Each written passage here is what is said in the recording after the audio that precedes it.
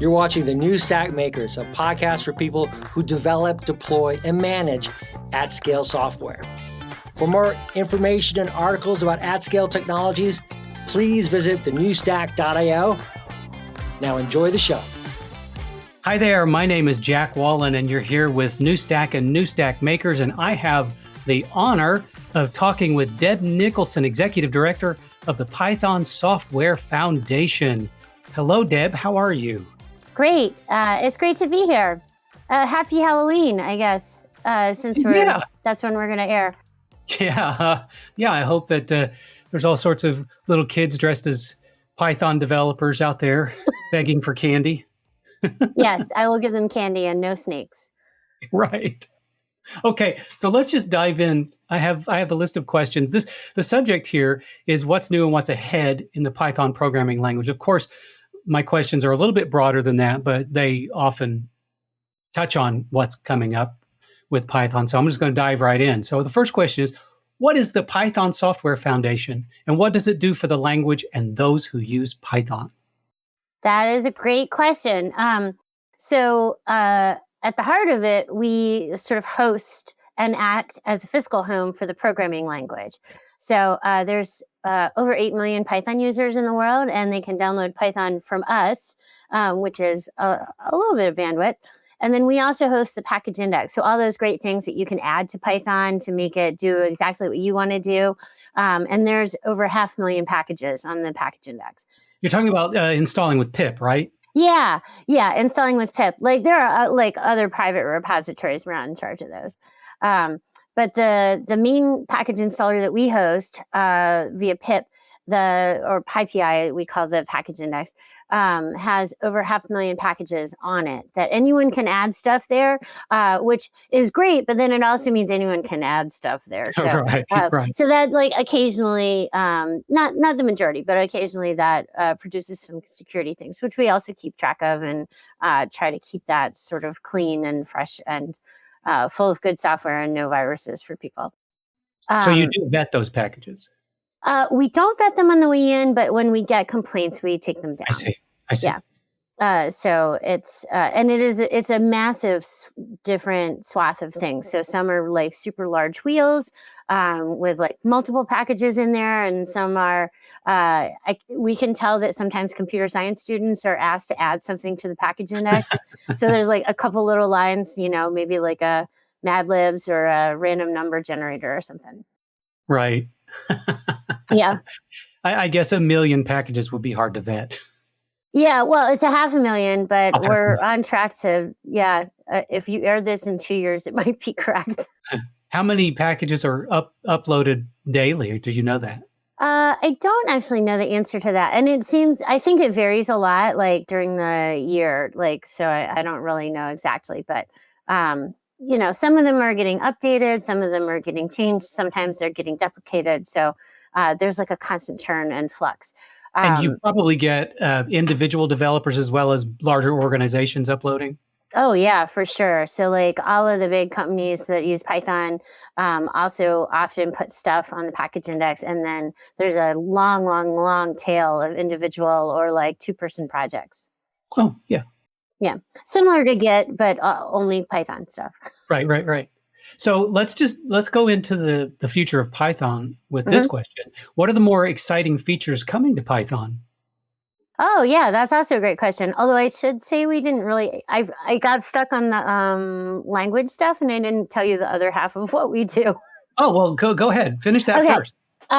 So that's like on the technical side, but we're also charged with like kind of the health and well-being and support and promotion of Python and the community of users. So we have a massive grants program where we fund educational opportunities and conferences all over the globe. We also make sure that the Python trademark is good and that Python will be open source and freely available to everyone forever. Nice. That's important, especially given what's the landscape of open source right now and what some companies are doing with it. There are not that many places where you can go as far and as fast with all open source stuff before you run into like something you got to pay for or something that comes with some strings attached. Of course, I find it very ironic, at least from my perspective, that there are a lot of larger enterprise companies out there that are considering a shift from straight open source to, I can't even remember what they're calling it now, another licensing. And I just want to look at them and say, you do realize that without open source, you wouldn't be who you are right now. Yeah, it's one of those things, like, I think there's sort of this, like, everyone wants the free part and then to close the door, like, right after themselves, Right.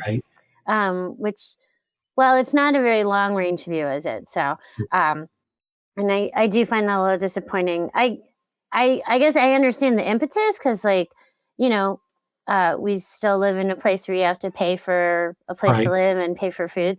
So I get that people are kind of looking at, like, how to game that. But I think some of the more interesting things are looking at how you can build a company on open source. And I think there's some great models out there that leave the code alone and think more about, like, what you do provide in exchange for money. Right, exactly. And I think businesses have been battling this forever, trying to figure out a way to pay the bills and be and value open source. And there have been different types of models where we'll give you our product for free, but you pay for support and blah blah blah. And at some point, somebody's going to figure it out. And I think it doesn't have to be a all or nothing. Yeah, I mean, I know Red Hat did get bought, but, like, they got bought for a lot. And that model, it's like, to be like, oh, it doesn't work. And it's like, I don't know. They're employing tens of thousands of people. And like a zillion companies are using Red Hat Linux. I know. So it's like, I don't know, like, maybe the model is like, people want, like, some kind of business model where, they start a company, 6 months later, it's like Scrooge McDuck in a swimming pool full of money. And I'm like, I think that doesn't happen as often as you might wish for. And if you did have it happen to you, it would almost be by accident. I'm not really sure how you design to just start with almost nothing, paying people nothing, and then all of a sudden, like, swimming pool full of money. Right. But if you figure it out and you want to donate to the Python Software Foundation, no shame. We love you. Please feel free to write a check. Right. So let's go back to the second question. What are the more exciting features coming to Python? Yeah, so we've been working on multi-threading, which is getting the global interpreter lock to be sort of optional, and that's a huge shift in the language because, like, the GIL has been there forever, and so that's, like, one of the pushes to get Python to be a little bit faster. So we've been thinking a lot about that. There is a lot of interesting work happening around making Python something that you can develop on a mobile device and use on a mobile device. And so that, I think, is super exciting, especially in places where, people's main computer is their phone. So that is exciting to me. And then we are looking at doing some things to, like, the Core Developers Summit just happened last week, and there was a lot of great things on, like, redoing the processes for documentation, making that, like, a smoother sort of operation. We might be changing the way that we do the version numbers so that it matches the calendar a little bit better. Like, all these, like, kinds of things that are probably the most interesting to people that use Python every day. But there's a lot of great stuff. We're always looking at making it faster. Earlier this year, CPython now finally comes with a software bill of materials. It's reproducible. So more, improvements in the security landscape are coming as well. Yeah, that was one of my questions later. Thank you for answering that about the speed of Python, because it's always been kind of known to be a bit of a slower language. And it's so you think, older. Yeah. So you think that the multi-threading is the approach to solving the issue? Maybe. I think that the multi-thread, like, for some users, I think that'll free stuff up a lot. Probably not for all users.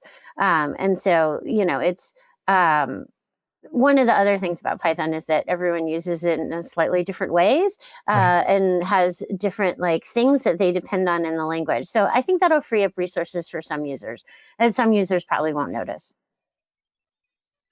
Um, okay, this is sort of related to that, Okay. what you were saying. Python has always been one of the most popular programming languages Mhm. on the market. And what do you think are the reasons for that? Well, I think that it is lighter weight in terms of syntax.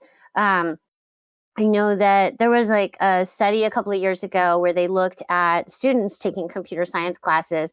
And if they were doing full on computer science, this was less true. But if they were taking a few computer science classes with other classes, with a really syntax heavy language, which some of the older computer science programs used to start you with, there was a really high attrition rate.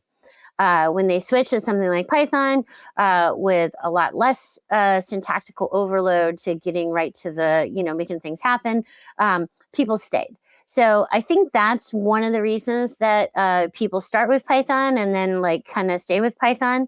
The other one is that I think it's a great language for folks that are like, I think I want to learn how to code, but I'm not sure what I want to do with it yet. And so you're not as stuck as you are in some of the other languages that are more purpose built for specific kinds of uses. And so Python, like, do you want to do marine biology? Do you want to like work on a space telescope? Do you want to do like glue work and just be that person that connects everything up really good in your organization? So Python can take you to all of those different kinds of places. And then, of course, the big one is that everyone loves data now, and Python has a lot of libraries to help you manipulate data, make it look good, make it look nice, make it look like funders want to fund what you're doing, which is really key. So we've got this, the people who are using Python all the time and think of themselves as Python developers, and then this whole other like large group of people who are like, oh, I'm not a programmer, I'm just trying to cure cancer or go to space or whatever. Like, but I do happen to use Python all day, Yeah. every day. I'm going to share a little quick analogy with you that backs up what you just said. 25 years ago, maybe, I took a hiatus from my creative endeavors and Mhm. decided I was going to study computer information systems for whatever reason, I don't know. And in that program, in their infinite wisdom, they decided that C was going to be the language that everybody started with. Mm, And everybody in the class struggled because it's mm, not an easy language to learn. Fast forward to a couple of years ago when I was asked to write a series of articles on Python, on developing with Python. I thought, okay, let me see if I can pick this up. And I started working with Python, and all of a sudden I immediately thought, why didn't they just use this language as an introduction to programming way back then? Because it is so much easier than C. mhm. That's the thing that I've always, since I've only been dealing with Python for about 2 years now, Mhm. and the thing that's always struck me is that it just makes sense. I think that I think it depends on what you think computer science programs are for. Yeah, And so I do think there's a big thread of wanting to make sure that people understand it all the way down to the like hard metal, right? sure. And C is amazing with hardware, and it's and Python itself is largely written in C. So I'm definitely not knocking C. No, I'm not.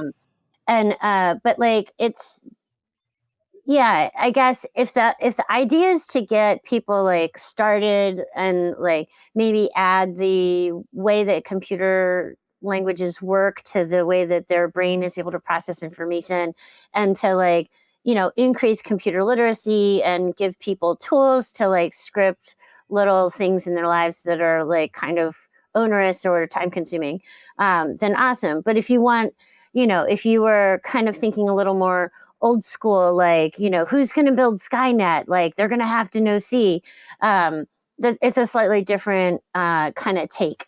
I know even today, a lot of computer science programs will even make you spend like a week or so on assembly, Yeah. because they really want to make sure that you understand that there's like, little metal things like and zeros and ones underneath there, so that Yeah. that like kind of underpins your knowledge of how to program and why, kind of, I guess they're hoping that it gives you a sense of like how the machine sees it. So at Sure. least with assembly, I feel like it felt like it was like, oh, this is how the machine sees it. Um, but I guess again, it depends on what it's for, and maybe there's no, maybe we're now at a time where there's not a one size fits all computer science program. Yeah. There is room for a lot of like, programming for people who aren't going to think of themselves as programmers. And then there's programming for people that we hope are going to build the next generation of computers and design the next generation of programming languages or what have you. And so those might be kind of mixing in computer science 101 classes right now. Right. Okay, so let's continue on with the idea of machines. And Ooh, this okay. this is a rather divisive topic, I believe. It is for me, at least. Uh-oh. With AI continuing to rise in popularity, do you see it being a part of Python's big picture? Yeah, obviously, I think that, well, like, we live in a current moment where it's impossible to ignore. Um, I do regard like the trends in computer science with a small amount of skepticism, at least.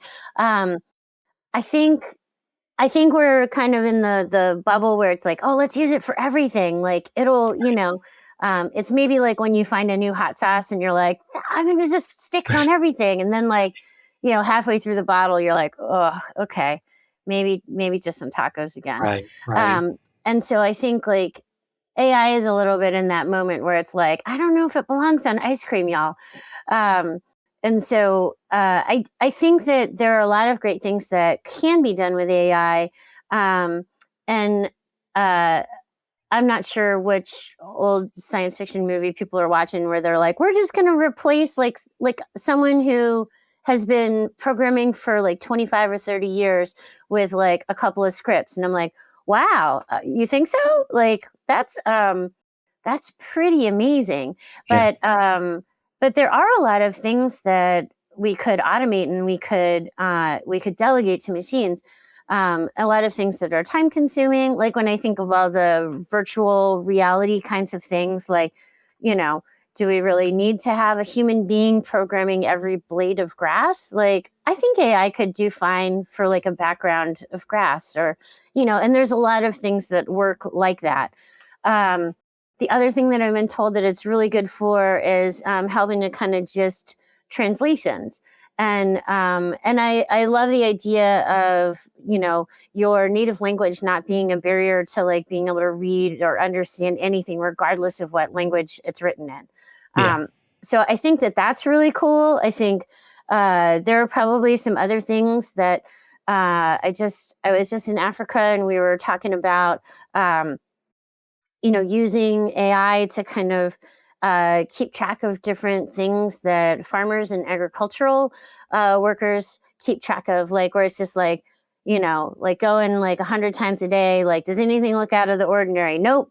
Okay. But like you could have maybe a camera do that and a machine and just have like, how are all the cows doing? They all look the same as they did an hour ago. Like you don't have to go out there. Yes.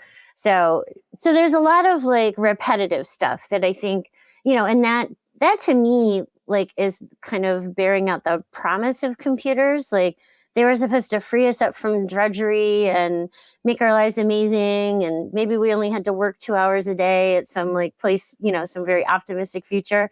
I think if we harnessed AI to that, as opposed to like, could we figure out a way to get rid of all those pesky employees and just give all the money to one person? Right, exactly. I don't know if that's going to work. And I don't know if that like the Python community is going to magically produce a bunch of scripts where you, again, get that swimming pool full of money because you put in the right prompts.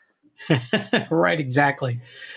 So let's talk about, you touched on this briefly, with mobile. Mm-hmm. It's a well-known fact that there's a large percentage of the population around the globe who only have a phone and no computer. So how does Python play into that? Yeah, so that's You should really have Russell Keith McGee from the Beware Project on it. He could go into this in so much more detail, but the general idea is like, if people are going to be using their phone as their main computer, then the applications that help them get things done have to be available for the phone. And they have to be, they have to be lightweight, and they have to be secure, and they have to not mess with the other things that are on there. And that means, like organizing a certain amount of like protocols around like what you put on the phone. So you don't want like, hey, some anonymous like bad kitty 17 put this 3-line thing. Like, you don't want to just throw that into your phone. You want it to like, go through the proper channels, APIs and such. And the Beware Project is looking at all that, kind of like how to get Python, make it easier for you to do apps in Python on mobile. Yeah. So if I think I'm correct in when I assume this, that Python's future with mobile is more on the back end and not on the front end. Oh, I mean, when you say the front end, do you mean like userland, or do you mean like websites? Apps, yeah. Oh, I do think there could be user-facing apps. Oh, really? Okay. Yeah, I mean, it's, I don't know. I mean, it depends on what people have appetite to create. Like, I mean, that's kind of one of the things that's fun about apps, is that like, if someone's like, I want Shazam for flowers on my phone, and it's like, well, you're the only person that is motivated enough to do it. If you choose Python, then it's going to be in Python. If you choose something else, it's going to be in something else. Sure. So let's go back to the open source topic, because that's important to me and a lot of other people. How has Python being open source affected the language, and will it help or hinder it in the future?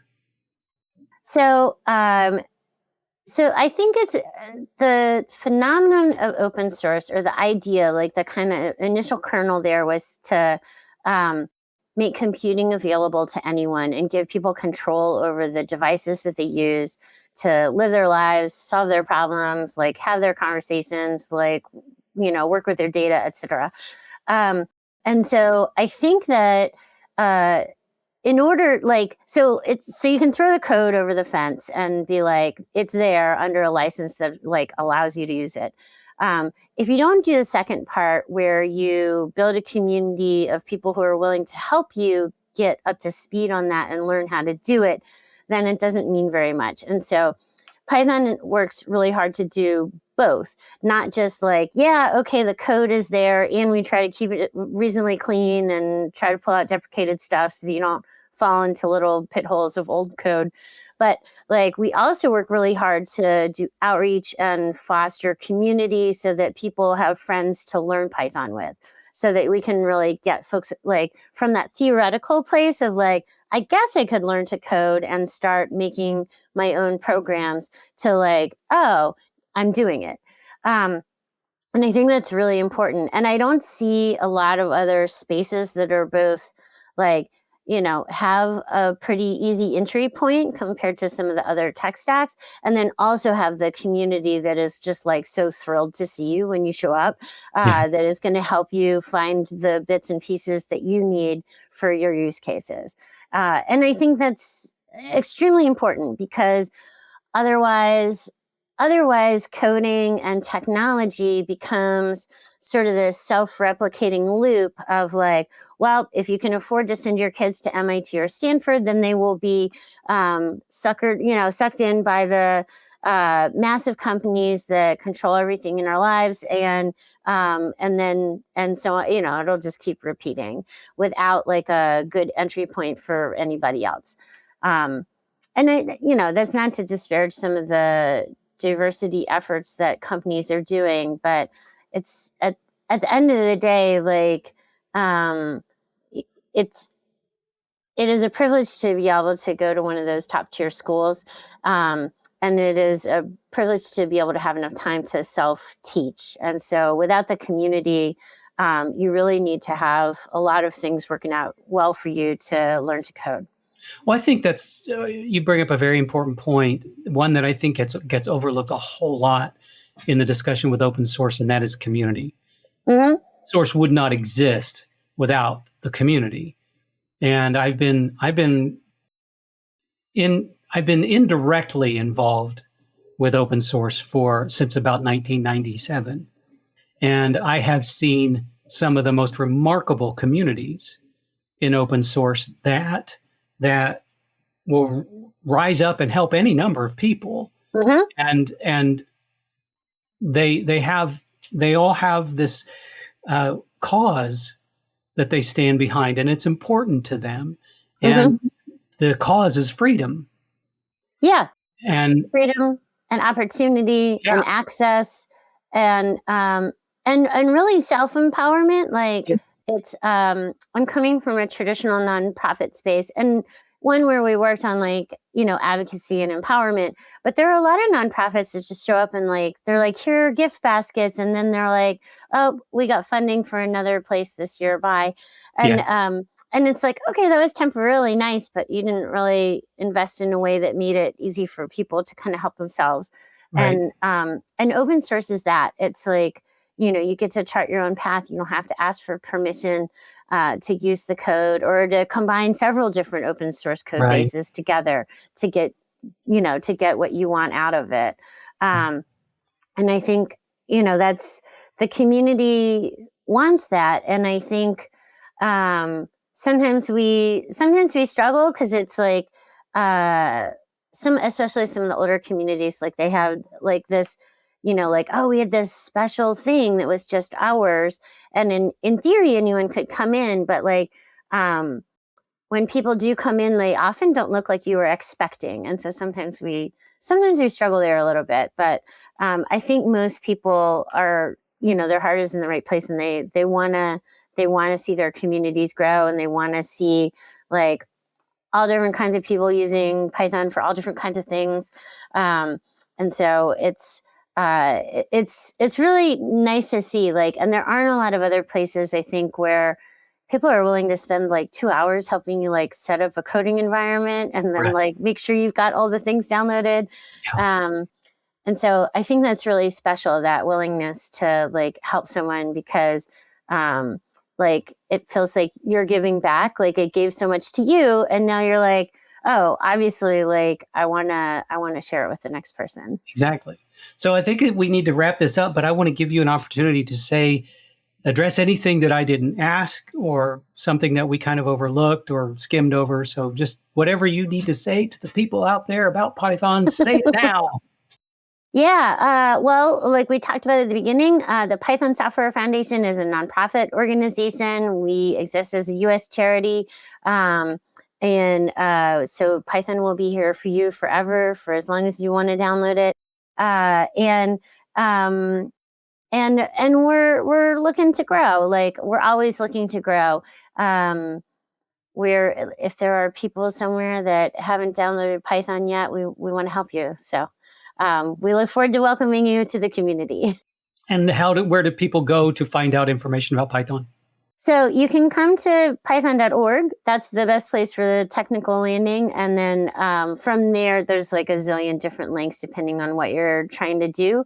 But another really great option is to look for a Python or a PyLadies or a Django meetup near you so that you can already plug in with those friends that want to help you learn. Thank you very much. It's been a pleasure talking to you. And I hope that Python continues to be a champion for open source and continues to grow and bring in new developers and new programs and just explodes. Amazing. Thanks for having me. You're very welcome. I hope you have a wonderful day. If you like this video, please give us a thumbs up. And if you'd like to see more videos like this, you can always subscribe to our YouTube channel. We're on all the major social media platforms. You can always find us at thenewstack.io. We hope to see you soon.